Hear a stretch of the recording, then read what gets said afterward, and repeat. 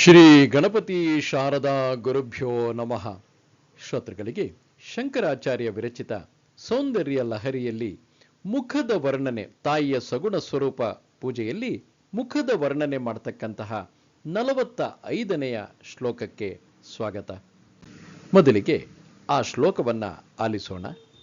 ಅರಲೈ ಸ್ವಭಾವ್ಯಾತ್ ಅಲಿಕಲಭಸ ಶ್ರೀಭಿರಲಕೈ ಪರೀತಂತೆ ವಕ್ತ್ರಂ ಪರಿಹಸತಿ ಪಂಕೆ ರುಹರುಚಿಂ ದರಸ್ಮೇರೆ ಯಸ್ಮಿನ್ ದಶನರುಚಿ ಕಿಂಜಲ್ಕರುಚಿರೆ ಸುಗಂಧೌ ಮಾದ್ಯಂತೆ ಸ್ಮರದಹನ ಚಕ್ಷುರ್ಮಧುಲಿಹ.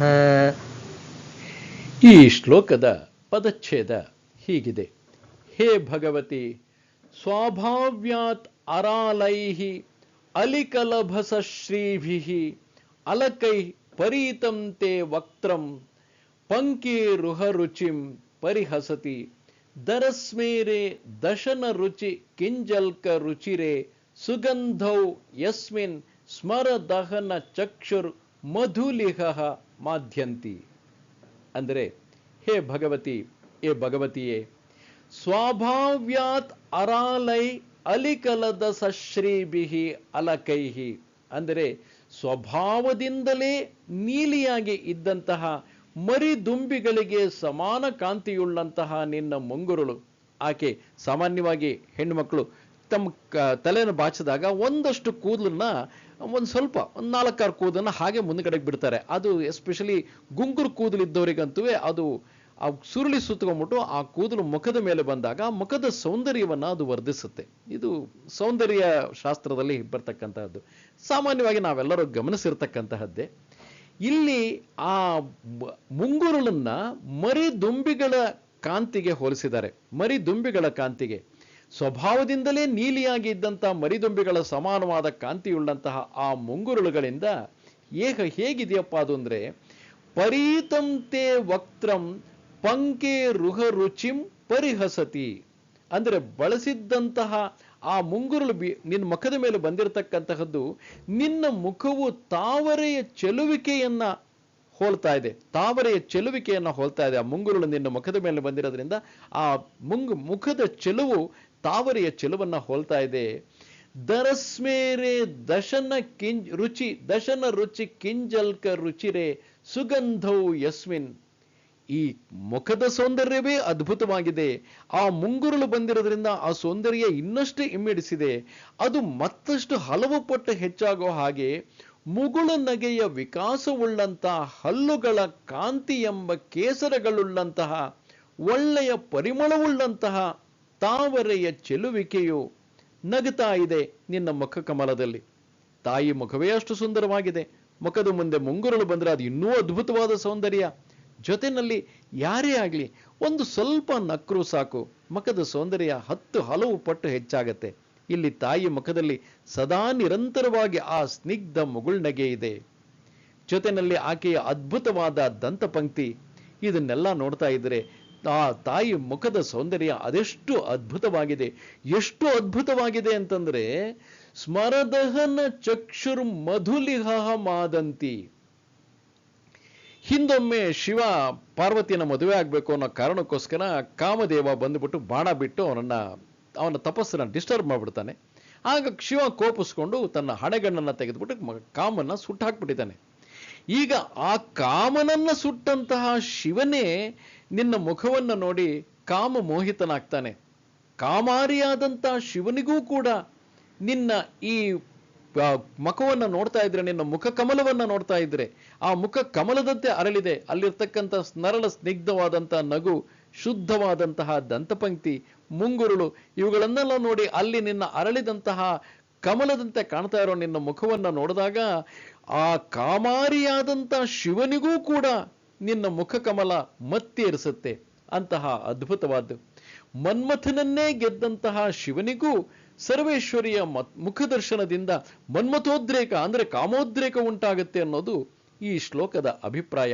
ಇಲ್ಲಿ ಸರ್ವೇಶ್ವರಿಯ ಮುಖ ತಾವರೆಯ ಚೆಲುವಿಕೆಯು ನಕ್ಕಿತೆಂದು ತಾವರೆಯ ಹಾಗೆ ಆಗಿದೆ, ಆಕೆ ಮುಖ ಕಮಲ ನಗತಾ ಇರೋದ್ರಿಂದ ತಾವರೆ ತರ ಅರಳಿದ ಹಾಗೆ ಇದೆ ಅಂತ ಹೇಳಿ ತಾವರೆಗೆ ಅದನ್ನ ಹೋಲಿಸಿರೋದ್ರಿಂದ ಇದನ್ನ ಉಪಮಾಲಂಕಾರ ಅಂತ ಹೇಳಿ ಇಲ್ಲಿ ಕರೀತಾರೆ. ವಿಶೇಷವಾಗಿ ತಾಯಿಯ ಮುಖದ ಸೌಂದರ್ಯ ಈ ಕಾರಣಕ್ಕೋಸ್ಕರನೇ ಸಾಮಾನ್ಯವಾಗಿ ಹೇಳೋದು, ಎಲ್ಲ ಹೆಣ್ಣುಮಕ್ಕಳು ಕೂಡ ಆ ಜಗನ್ಮಾತೆಯ ಸ್ವರೂಪ. ಮುಖದಲ್ಲಿ ಒಂದು ಸ್ವಲ್ಪ ಕಿರುನಗೆ ಯಾವಾಗಲೂ ಇದ್ದರೆ ನೋಡಿದವರಿಗೆ, ವಿಶೇಷವಾಗಿ ಹೊರಗಡೆಯಿಂದ ಕೆಲಸ ಮಾಡಿಕೊಂಡು ಮನೆಗೆ ಬಂದವರಿಗೆ ಹೆಂಡತಿ ಮುಖದಲ್ಲಿ ಒಂದು ಕಿರುನಗೆ ಕಂಡ್ರೆ ಮನಸ್ಸಿಗೆ ಎಷ್ಟೋ ಒಂದು ಆಹ್ಲಾದ ಆದ ಹಾಗಾಗುತ್ತೆ. ಹಾಗಂತ ಯಾವಾಗಲೂ ನಗ್ತಾನೆ ಇರಬೇಕಾ, ನನಗೆ ನಂದೇ ಕಷ್ಟಗಳಿರೋದಿಲ್ವಾ ಅಂತ? ಕಷ್ಟಗಳು ಎಲ್ರಿಗೂ ಇದ್ದೇ ಇರುತ್ತೆ, ಯಾರಿಗೂ ತಾನೇ ಕಷ್ಟಗಳಿರೋದಿಲ್ಲ. ಒಂದು ಸಣ್ಣ ಮುಗುಳ್ನಗೆ, ಒಂದು ಸುಂದರವಾದ ಮುಖ ಕಂಡಾಗ, ಆ ಕಾರಣಕ್ಕೋಸ್ಕರ ತಾನೇ ಮನೆ ಅಂತ ಹೇಳೋದು. ಗ್ರಹ, ಒಂದು ಗ್ರಹವನ್ನ, ಮನೇನ, ಒಂದು ಬಿಲ್ಡಿಂಗ್ನ, ಒಂದು ಕಟ್ಟಡವನ್ನ ಗ್ರಹ, ಒಂದು ಮನೆ ಅಂತ ಮಾಡ್ತಕ್ಕಂತಹವಳು ಗೃಹಿಣಿ. ಆಕೆಯಿಂದಾಗಿ ಇವತ್ತಿನ ದಿವಸ ನನ್ನ ಗುರುಗಳು ಹೇಳ್ತಾ ಇದ್ರು, ಹೆಣ್ಣು ಮಕ್ಳು ಇರೋದ್ರಿಂದನೇ ಇವತ್ತಿನ ದಿವಸ ಒಂದು ಕುಟುಂಬ ಅಂತ ಆಗಿದೆ, ಹೆಣ್ಣು ಮಕ್ಳು ಇರೋದ್ರಿಂದನೇ ಒಂದು ನಗರ, ಸಮಾಜ ಎಲ್ಲದೂ ಆಗಿರೋದು. ಇಲ್ಲದೆ ಬರೀ ಗಂಡಸರೇ ಆಗಿದ್ದಿದ್ರೆ ಪ್ರಾಣಿಗಳ ತರ ಅಲ್ಲಿ ಇಲ್ಲಿ ಅಲ್ಕೊಂಡೇ ಇದ್ಬಿಡ್ತಾ ಇದ್ರು. ಹೆಣ್ಣು ಮಕ್ಳು ಇರೋದ್ರಿಂದನೇ ಒಂದು ಮನೆ, ಒಂದು ಕುಟುಂಬ, ಒಂದು ಸಮಾಜ, ಒಂದು ನಗರ, ಒಂದು ದೇಶ, ಇದೆಲ್ಲ ಆಗಿರೋದು. ಒಂದು ಕಡೆ ನೆಲೆಸೋದಕ್ಕೆ, ಮನುಷ್ಯ ನೆಲೆಸೋದಕ್ಕೆ ಕಾರಣನೇ. ಆ ನೆಲೆಯಾಗೋದಕ್ಕೆ ಕಾರಣ ಏನು? ಆಕೆ ಮುಖದಲ್ಲಿರ್ತಕ್ಕಂಥ ಅದ್ಭುತವಾದ ನಗು. ಆ ದೇವಿಯ ಮುಖದಲ್ಲಿ, ಜಗನ್ಮಾತೆಯ ಮುಖದಲ್ಲಿರ್ತಕ್ಕಂಥ ನಗು ಕಾಮಾರಿಯಾದ ಶಿವನನ್ನೇ ಕಾಮಪರವಶನನ್ನಾಗಿ ಮಾಡಬೇಕಾದ್ರೆ, ಯಾವ ಕಾಮನನ್ನೂ ಗೆಲ್ಲದೆ ಇರತಕ್ಕಂಥ ಜಿತೇಂದ್ರಿಯ ಅನ್ನೋ ಶಬ್ದವೇ ತಿಳಿದೇ ಇರತಕ್ಕಂಥ ನಮಗೆ ಒಂದು ಸಣ್ಣ ನಗು ಅದೆಷ್ಟರ ಮಟ್ಟಿಗೆ ನಮ್ಮನ್ನ ಕಟ್ಟಾಕಬಹುದು. ಆ ರೀತಿ ತಾಯಿಯ ಅದ್ಭುತವಾದ ಸ್ನರಳ ಸ್ನಿಗ್ಧ ಸೌಂದರ್ಯವನ್ನ ನಾವು ಮನಸ್ಸಿನಲ್ಲಿಟ್ಕೊಂಡ್ರೆ ಮನಸ್ಸಿಗೂ ಎಷ್ಟು ಒಂದು ನೆಮ್ಮದಿ ಸಿಗತ್ತೆ. ಸಾಧಕರು ಸಾಮಾನ್ಯವಾಗಿ ಈ ಶ್ಲೋಕವನ್ನ ನಿರಂತರವಾಗಿ ಸಾಧನೆ ಮಾಡೋದ್ರಿಂದ ವಾಕ್ಸಿದ್ಧಿ ಮತ್ತು ಭವಿಷ್ಯ ಜ್ಞಾನ ಪ್ರಾಪ್ತಿ ಅಂತ ಹೇಳ್ತಾರೆ. ಇಲ್ಲಿ ವಾಕ್ಸಿದ್ಧಿ ಅಂತಂದ್ರೇನು? ವಾಕ್ಸಿದ್ಧಿ ಅಂದ ತಕ್ಷಣವೇ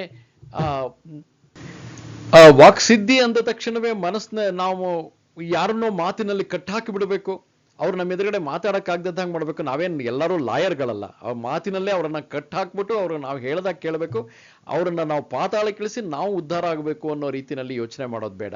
ಅಥವಾ ಭವಿಷ್ಯ ಜ್ಞಾನ ಪ್ರಾಪ್ತಿ ಆಗುತ್ತೆ ಅಂತಂದ್ರೆ ಮುಂದಾಗೋದನ್ನೆಲ್ಲ ನಾವು ತಿಳ್ಕೊಂಡ್ಬಿಟ್ಟು ಎಲ್ಲರಿಗಿಂತ ನಾನು ಶ್ರೀಮಂತನಾಗ್ಬಿಡ್ತೀನಿ, ಉಳಿದವ್ರ ಮನೆಯೆಲ್ಲ ಹಾಳು ಮಾಡ್ಬಿಟ್ಟು ನಾನು ಶ್ರೀಮಂತನಾಗ್ತೀನಿ ಅಂತ ಈ ರೀತಿಯಾದಂತಹ ಯೋಚನೆಗಳು ದಯವಿಟ್ಟು ತಂದ್ಕೊಳ್ಳೋದು ಬೇಡ.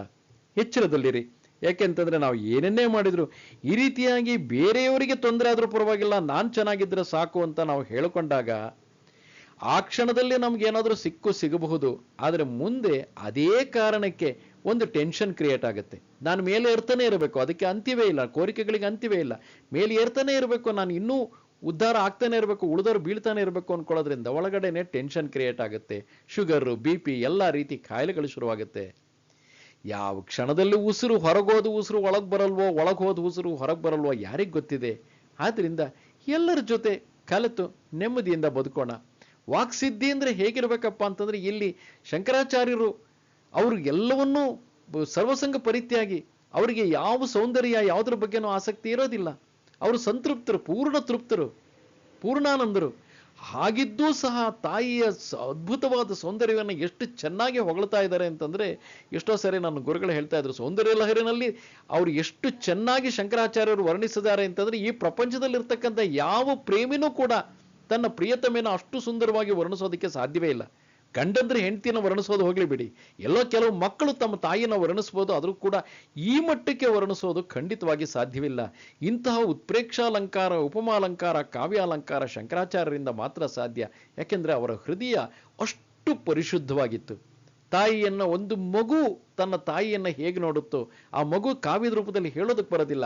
ಆದ್ರೆ ನೀವು ಗಮನಿಸಿರ್ಬೋದು, ಯಾವುದೇ ಒಂದು ಎಳೆ ಮಗು ತನ್ನ ತಾಯಿ ಮುಖ ಕಂಡಾಗ ಅದಿಷ್ಟು ಚೆನ್ನಾಗಿ ಆ ಮಗು ಮುಖ ಅರಳುತ್ತೆ ಅಂತಂದ್ರೆ ಅದಕ್ಕೆ ತುಂಬಾ ಆನಂದ ಆಗುತ್ತೆ. ತಾಯಿ ಹೇಗೆ ಇರಲಿ, ಅವಳೇನು ಸುಂದರವಾಗಿರ್ಬೇಕು ಅಂತಿಲ್ಲ, ತನ್ನ ತಾಯಿ ಅಂತ ಗೊತ್ತಾಗ್ತಾ ಇದ್ದಂಗೆನೆ ಆ ಮಗುವಿನ ಮುಖ, ಅದು ಎಂಥ ಮಗುನೇ ಆಗಿರಲಿ, ಮಗುವಿನ ಮುಖ ಅರಳುತ್ತೆ. ಯಾಕೆಂತಂದ್ರೆ ಅದರ ಹೃದಯದಲ್ಲಿ ಯಾವ ಭಾವನೆ ಮೂಡುತ್ತೋ ಆ ಭಾವನೆಯನ್ನ ಶಂಕರಾಚಾರ್ಯರು ಇಲ್ಲಿ ನಮಗೆ ಕಟ್ಟಿಕೊಡ್ತಾ ಇದ್ದಾರೆ. ಆ ರೀತಿಯಾದಂತೆ ಅಂದ್ರೆ ಆ ಸಂದರ್ಭಗಳನ್ನು, ಜೀವನದಲ್ಲಿ ನಡೀತಕ್ಕಂಥ ಪ್ರತಿಯೊಂದು ಘಟನೆಗಳನ್ನು ಸಂತೋಷದಿಂದ, ಆನಂದದಿಂದ, ಒಳ್ಳೆ ಮಾತಿನಿಂದ ಹೇಳ್ತಕ್ಕಂಥ ವಾಕ್ಸಿದ್ಧಿ ನಮಗೆ ಸಿಗಲಿ. ಆ ಮೂಲಕ ನಮಗೆ ಮುಂದಿನದು ಹೀಗಾಗುತ್ತೆ ಅನ್ನೋದು ಭವಿಷ್ಯ ಜ್ಞಾನ ವಾಸ್ತವದಲ್ಲಿ ಒಳ್ಳೇದಲ್ಲ. ಮುಂದೆ ಏನಾಗುತ್ತೆ ಅನ್ನೋದನ್ನ ತಿಳಿದ್ರೆ ಜೀವನದಲ್ಲಿ ಆ ಸ್ವಾರಸ್ಯವೇ ಇರೋದಿಲ್ಲ. ಮುಂದೆ ಏನಾಗುತ್ತೋ ಅದು ಸಸ್ಪೆನ್ಸ್ನಲ್ಲೇ ಇರಲಿ ಬಿಡಿ. ಆದರೂ ಕೂಡ ಅತ್ಯದ್ಭುತವಾದಂತಹ ಜ್ಞಾನ, ಇಲ್ಲಿ ಶಂಕರಾಚಾರ್ಯರು ವರ್ಣಿಸಿರ್ತಕ್ಕಂಥದ್ದನ್ನು ಹೋಲಿಸಿ ನೋಡಿದರೆ ಗೊತ್ತಾಗುತ್ತೆ, ಇದನ್ನು ನಿರಂತರವಾಗಿ ನಾವು ಸ್ಮರಣೆ ಮಾಡ್ತಾ ಇದ್ದರೆ ಎಂತಹ ಜ್ಞಾನ ನಮ್ಮೊಳಗೆ ಅರಳಬಹುದು ಅಂತ ಹೇಳಿ. ಸಾಧನೆ ಮಾಡಿ, ಪ್ರಯತ್ನ ಮಾಡಿ ನೋಡಿ, ಖಂಡಿತವಾಗಿ. ಆದರೆ ಯಾವುದೇ ಕಾರಣಕ್ಕೂ ಸಹ ಅದರಿಂದ ಮತ್ತೊಬ್ಬರಿಗೆ ತೊಂದರೆಯಾಗದ ಹಾಗೆ ನಮ್ಮೊಳಗೆ ಒಂದು ಎಳೆ ಮಗುವಿನಂತೆ, ಹಸು ಮಗುವಿನ ಹಾಗೆ ಜೀವನ ನಡೆಸೋದಕ್ಕೆ ಪ್ರಯತ್ನ ಮಾಡಿ. ನಮಸ್ತೆ ಶಾರದೆ ದೇವಿ ಕಾಶ್ಮೀರ ಪುರವಾಸಿನಿ ತ್ವಾಮಹಂ ಪ್ರಾರ್ಥಯೇ ನಿತ್ಯಂ ವಿದ್ಯಾದಾನಂಚ ದೇಹಿಮೆ. ನಮಸ್ಕಾರ.